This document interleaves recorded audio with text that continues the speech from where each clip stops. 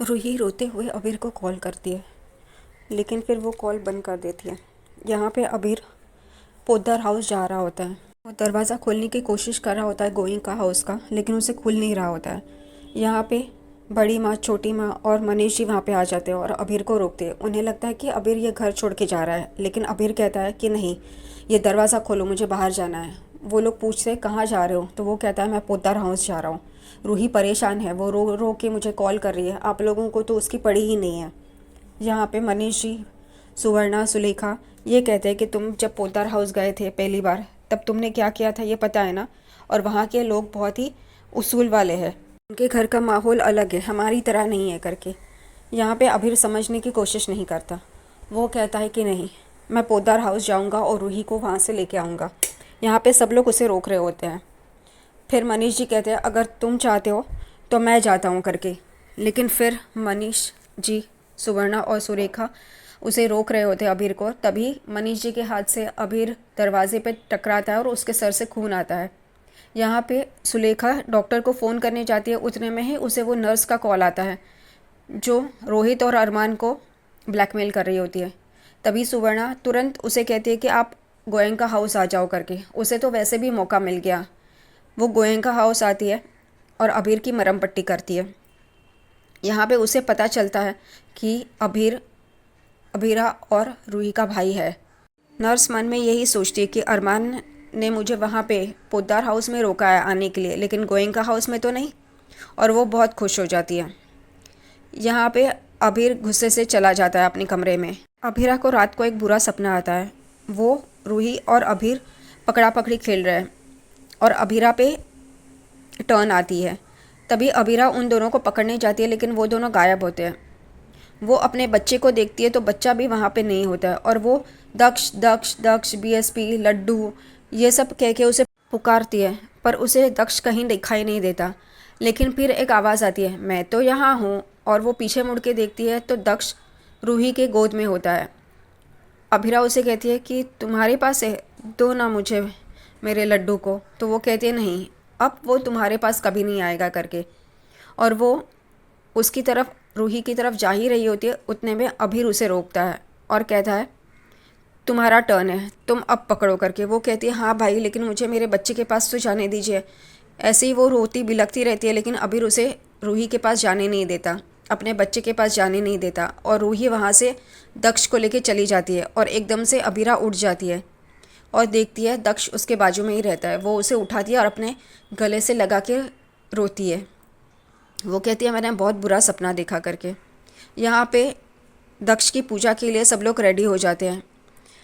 विद्या और दादी से पूछते हैं कि हमारा सेलिब्रिटी कहाँ है। तो अरमान कहता है उसकी माँ कभी वक्त पे आई है, लेकिन आज उसे वो तैयार करी है, इसे उसे थोड़ा वक्त लग रहा है।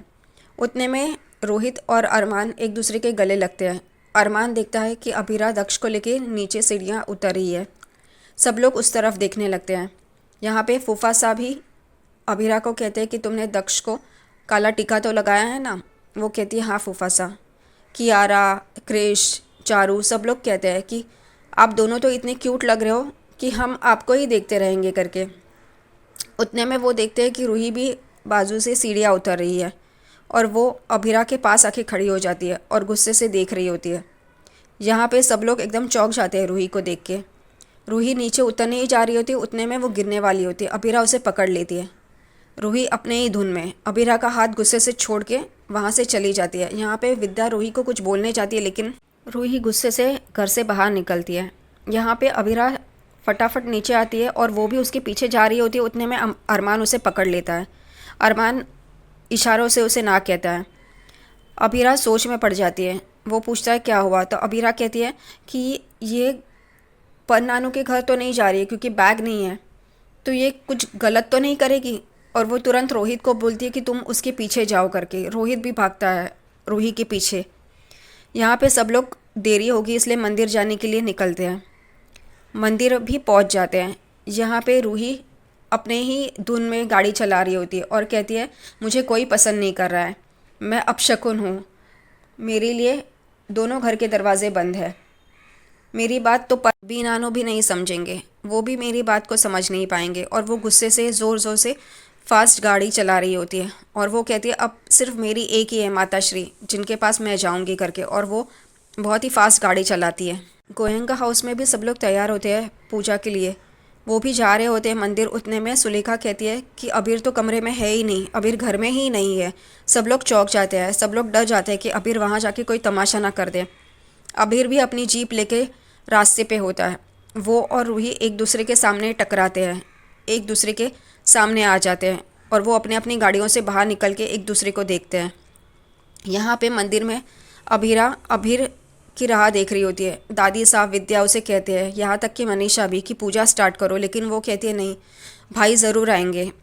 और रूही, उसका भी कोई पता नहीं चल रहा है, जब तक उन दोनों का पता नहीं चलता तब तक मैं ये पूजा में नहीं बैठूंगी करके। यहाँ पे हर कोई उसे समझा रहा है लेकिन वो समझने की कोशिश ही नहीं करती।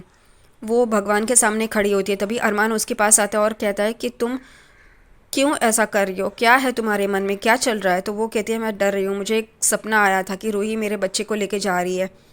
यहाँ पे अरमान चौंक जाता है। वो कहता है कि कहो ना अरमान, मुझसे मेरे बीएसपी को कोई नहीं छीनेगा ना, हम तीनों एक साथ ही रहेंगे ना फॉरएवर। वो एकदम से उसे देखने लग जाता है। उसे रोहित की बात याद आती है कि अब ये आप ही के साथ रहेगा, आप ही इसके पेरेंट्स हो। इस वजह से वो कहता है हाँ करके, हमसे हमारे बीएसपी को कोई नहीं छीनेगा। और वो लोग खुश हो जाते हैं। वहाँ पे दादी सा आती है और कहती है ए लड़की, टाइम निकला जा रहा है, मुहूर्त निकला जा रहा है, पूजा में बैठो। वो कहती है जी दादी सा। और वो लोग जा ही रहे होते हैं, उतने में ढोल की आवाज़ आती है और देखते हैं तो अबीर आ जाता है। अबीरा बहुत ही खुश हो जाती है कि उसका भाई इस पूजा में आ गया है करके। और यहाँ पे अबीरा कहती है दक्ष इस आवाज़ से डर जाएगा, वो रोना चालू कर देगा और फिर उसे रोकना बहुत मुश्किल हो जाएगा, इस वजह से आप रुक जाइए ना, ये ढोल मत बजाइए ना। वो कहता है ठीक है, दक्ष के लिए कुछ भी करके। फिर वो कहता है कि मैं उसके लिए एक तोहफ़ा लाया हूँ। वो चेन देता है, वो पहनाने की कोशिश कर रहा होता है लेकिन वो पहना नहीं पा रहा होता है। तभी अबीरा कहती है मैं पहनाती हूँ, आप इसे पकड़िए। वो उस दक्ष को पकड़ता है अपनी गोद में और अबीरा उसे पहनाती है। तभी अबीर कहता है इसे खोलना भी रहता है। तभी वो खोलती है और देखती है कि उस चेन में उसके माता पिता के नाम के जगह पे अबीरा और अरमान ए लिखने के बजाय आर लिखा होता है।